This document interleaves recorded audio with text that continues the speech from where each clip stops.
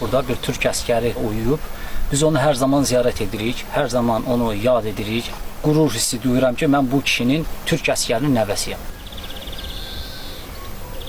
Göyçayın Cəyirli kəndindəki məzarlıqda uyuyan Osman Dədəoğlu 1918-ci ildə Azərbaycana köməyə gələn Qafqaz İslam ordusunun minlərlə əskərindən biridir. Göyçayda gedən qanlı döyüşlərdə iştirak edən Osman ağır yaralanır və ömürlük burada qalır.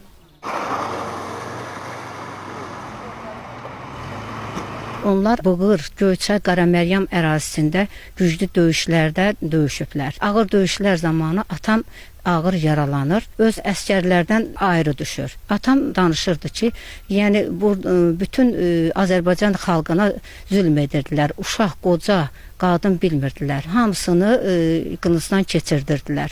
Yəni bütün evləri yandırırdılar, kəndi talan edirdilər. Həmişə bu türk qardaşlarımız bizim yanımızda olub.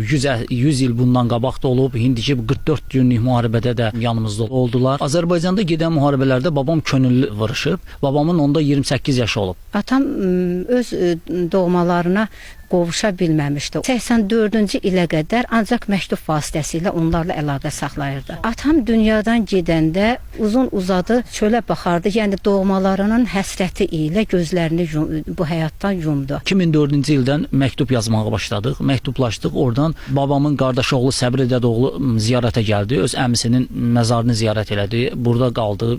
Bizim qonağımız oldu. Və 2009-cu ildə mən ora ziyarət eləməyə getdim. Türkiyədə, bəli, Saray Tekirdağda. Babam bu kənddə ağsaqqal olub, əfəndi olub, kənd əfəndisi olub, həm usta olub. Yəni kənd cəmaatı da babamın xətrini, hörmətini saxlayıb.